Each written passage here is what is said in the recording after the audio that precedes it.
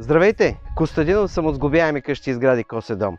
Днес се прехвърляме в красивото село Горски извор, където ще ви представя още една от нашите бюджетни къщи от метална конструкция през панел, която е много китна и красива, направена с много мерак и с много тертип и както се вижда в 1 декар двор ще ви покажа много интересни неща за къща, която е 64 квадрата с стандартната си височина на стени, в по-ниските варианти на 2,50 вътрешни стени, а не 2,80 или 3 метра. Заповядайте след мен, за да покажа. Ето тук клиента си е направил един красив двор, идеално поддържан, вече си живее тук. Поръчката е направена преди няма и 2 години и вече е до това състояние, заедно с врати, с външни огради, с всичко както се вижда, озеленяване и се ползва като дом за постоянно живеене. Сега да пристъпим към първата част, която е тук се води първата по-лятна верандичка. Клиента си е направил също един навес допълнителен, за да не му напича вътре и същевременно да използва слънчевите лъчи през месеците, където не е толкова горещо. Това е всъщност предната част на къщата. Направили сме възможно в хола и в кухнята 3 прозореца, като от вътрешната страна ще ви покажа точно как изглеждат. В страничната част тук предстои още малко работа, която е свързана с отводняването, а именно тук ще се прокара една тръба, за да се сложи водата в луците в нея, така че да не тече по край фундамента.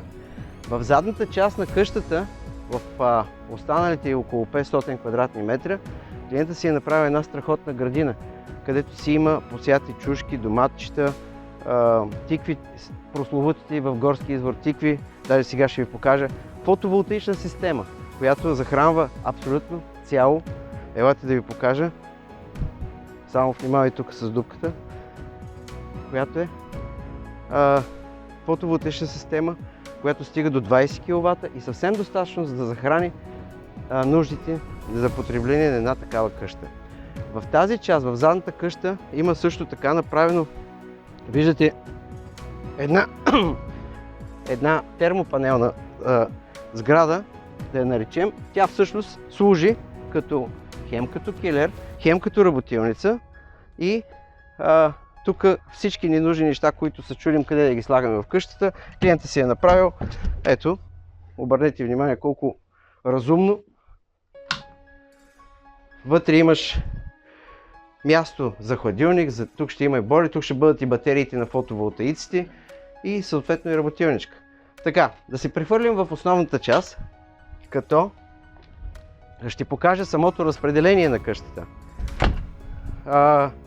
Ето го и Митко Чорлев. Здравей, Мите, още малко ще те преценим и ще се върнем пред тебе, да задам 2-3 въпроса, да си жив и здрав. След малко ще дойдем само да покажа. Така, благодарим много. Сега, вътрешното разпределение започва, ето така, ако искаш да показваме, от входа, като се влиза в едно малко коридорче. Чакай да светнем. Така, малко коридорче с антре. Място за качалка. Това го измислихме в решение, тъй като площта на къщата е 64 квадрата. И трябваше да се вземе решение да не влизаш директно в хол, а просто да има едно предверие като коридорче. Именно тази част е направена за това. Започвам пак с вратите. Вратите са на класен Германия. Монтаж, разбира се, по желание на клиента. Самите довършителни работи са, ако желая клиента да се изпълняват от нас, ги правим. Така, влизаме в основната част на къщата, а тя е хол, трапезария и кухненската част. Обърнете внимание на прозорците тук. 3 прозореца с голяма височина, но пак казвам, самото разпределение на прозорците всичко е правено по желание на клиента. Тук е мястото пак да обърна внимание, че от юли 26 година, освен стандартните ни ипотечен потребителски кредит с банките, с които работим, пуснахме и наш вътрешен лизинг, който е 6 или 12 месеца в помощ на клиентите ни, ако разбира се има такава възможност. Така, кухненската част. След коридорчето, както обясних, вляво веднага кухнята. Кухнята не е някаква голяма кухня, но е много кипричка и много добре направена. Така, значи това е трапезарията за хранене, хола, ето местото за холчето и започват 2 спални с една баня.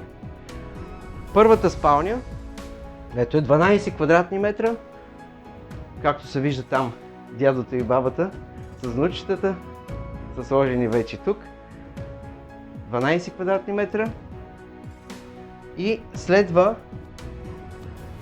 сега да обърнем внимание на втората спалня.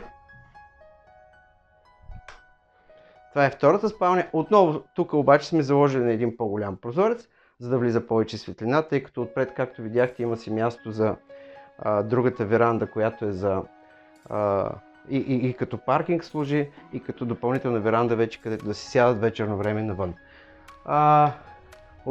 Банята. Банята е 5 квадрата. Обърнете внимание на банята. Банята има душ зона, която е доста широка. Не е със стандартните фаянси теракот, а SPC профилите, които излизат доста по-изгодно от днешните бани, които знаем колко е скъпа част да направиш една баня, че започва горе-долу от 4000 евро, за да завършиш в абсолют от 4 нагоре, за да я направиш както до вариант, в който да можеш да я ползваш. Тук си е съвсем стандартна баня с нормални уреди, няма някакви вградени тоалетни моноблока, както си е тоалетната, бойлерчето вдясно, който си е за топлата вода и преградата за душ зоната. И съответно тук е мивка. Това е. Както се казва, какво му трябва на човек.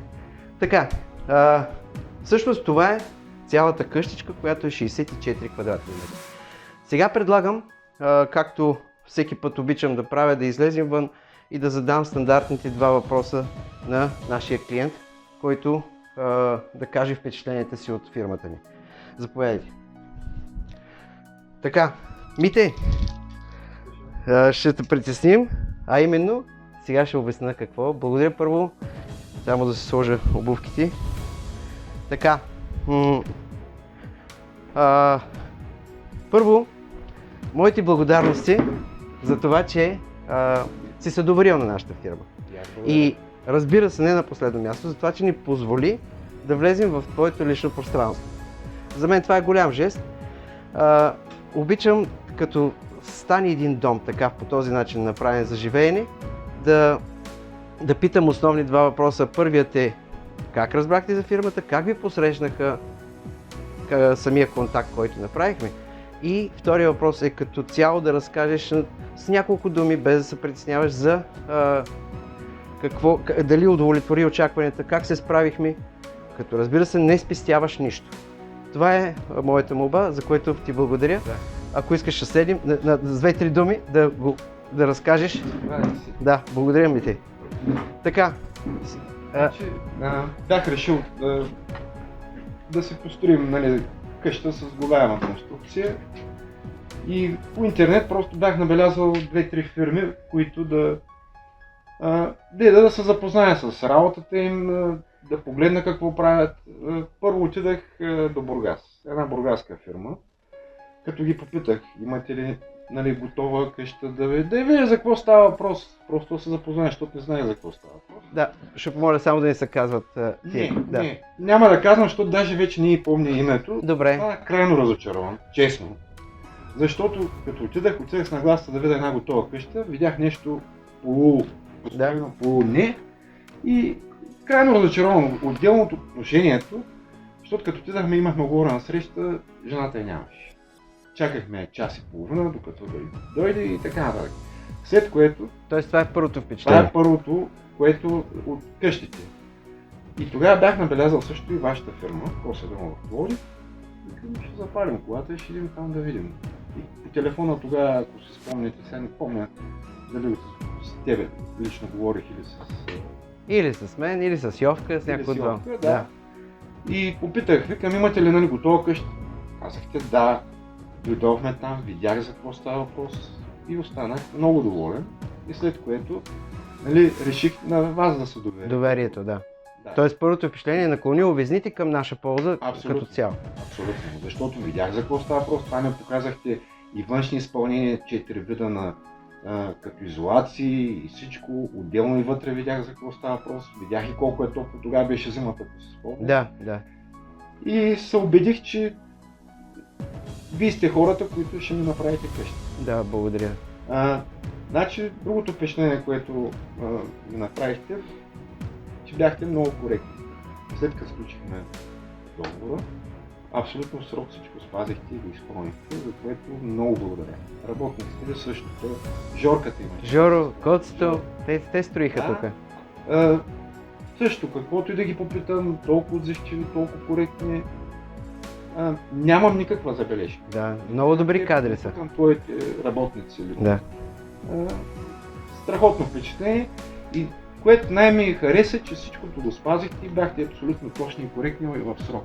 Да, това, което сме обещали да изпълним, сме го изпълнили. Абсолютно. Това, за което сме се договорили и това, за което е направено като договор и като оферта, е било Да, спазено, всичко- без никакви скрити. Всичко беше Да. абсолютно точно и аз нямам никакви забележки към вашето изпълнение. Много благодаря. Това е много важно, освен като, защото то така звучи като, нали, реклама. Да, реклама е, но в същото време аз искам да знаят нашите клиенти, че за мен е важно клиента, Да. като стъпи при нас, да получи кристално ясно какво му влиза като разход Да, и да се направи точен бюджет за това, което плаща. абсолютно. Без да има някакви скрити неща или Да. пък нещо допълнително. Виж, тук има още. Не. Не. При нас всичко се изяснява. Какво правим, какво изпълняваме, за да може. Да.